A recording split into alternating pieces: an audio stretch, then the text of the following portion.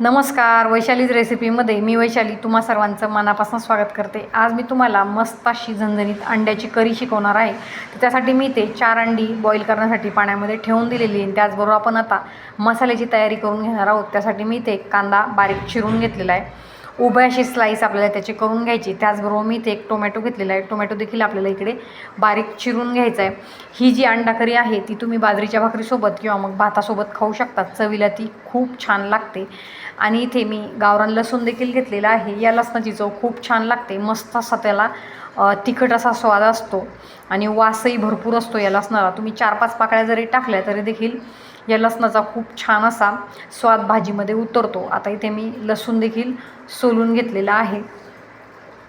भाजी तशी बनवायला अतिशय सोपी आहे। तुम्ही ही रेसिपी नक्की ट्राय करून बघायची आणि मला कमेंटमध्ये देखील सांगायचं की तुमची भाजी कशी बनली म्हणून।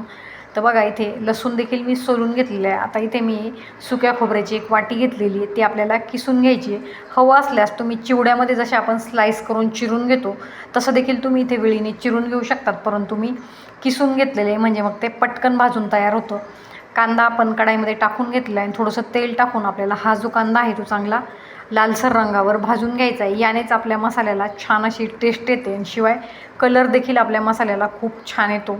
झणझणीत अशी ही अंड्याची करी आपण आज बनवणार आहोत, तर तुम्हाला रेसिपीज नक्की ट्राय करायच्या आहेत। आता बघा यामध्येच मी कांदा भाजत असताना लसूण देखील टाकून घेतलेला आहे आणि तेल टाकून या दोन्ही गोष्टी आपल्याला चांगल्या लालसर रंगावर भाजून घ्यायच्या आहे। हळूहळू इथे कांद्याचा कलर चेंज होण्यास सुरुवात झालेली। बघा आपला जो कांदा आणि लसूण आहे तो भाजून इकडे तयार झालेला आहे, तो आपण आता एका ताटामध्ये काढून घेऊयात।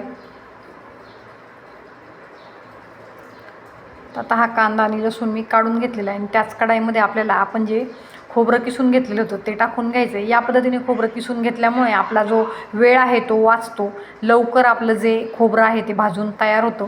थोडंसं तेल मी ते टाकून घेतलेलं आहे आणि खोबरं आपल्याला 1-2 मिनिट फक्त तेलावर परतून घ्यायचं आहे। कढाई गरम असल्यामुळे हे जे खोबरं आहे ते बघा लगेचच भाजून तयार होतं। यातच आता आपण बाकीचा देखील मसाला भाजून घेणार आहोत, ज्यात मी थोडेसे धने घेतलेले आहेत। नेहमी धना पावडर वापरण्यापेक्षा माझा नेहमी तुम्हाला सल्ला असेल की तुम्ही हे अख्खे धने वापरून बघा, अख्ख्या धन्यांची चव खूप छान अशी भाजीमध्ये नेहमी येते। आता हे धने देखील 2 मिनटामध्ये आपले भाजून तयार झालेले आहेत। आता हा जो संपूर्ण मसाला आहे तो आपल्याला मिक्सरला वाटून घ्यायचा आहे।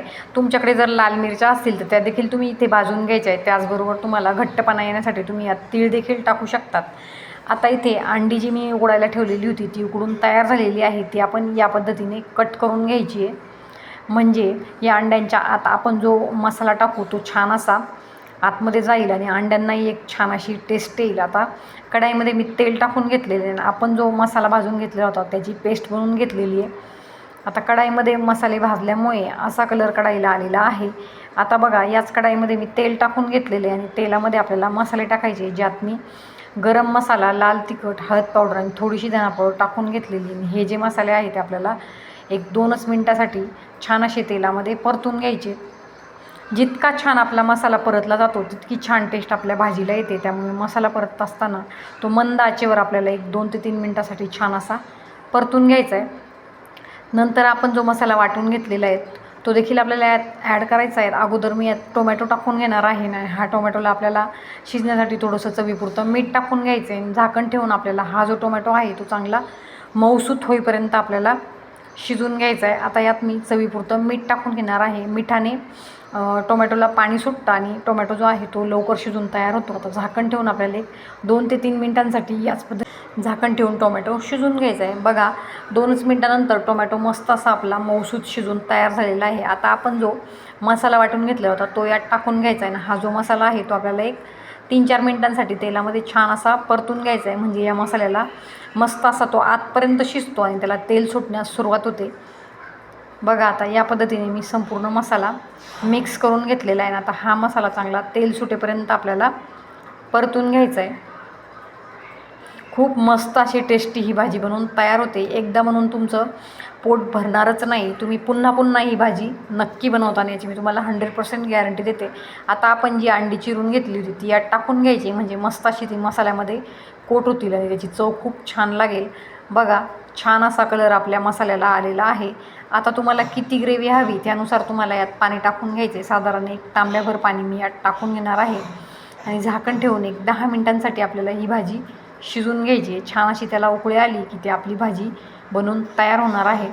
तर बघा इथे मी पाणी टाकून घेतलेले आहे. पुन्हा आपल्याला व्यवस्थित या मसाल्यामध्ये हे पाणी मिक्स करून घ्यायचे, म्हणजे हा जो मसाला आहे तो छान असा पाण्यामध्ये एकजीव होऊन जाईल. आणि नंतर आपल्याला यावर झाकण ठेवून भाजी मी इथे शिजून घेतलेली. बघा मस्त अशी आपली भाजी इथे उकळून तयार झालेली आहे. झणझणीत अशी आपली अंड्याची करी बनवून तयार झालेली आहे. तर रेसिपी नक्की ट्राय करायची आणि कमेंट करून देखील सांगायचं आहे की तुम्हाला रेसिपी आवडली की नाही.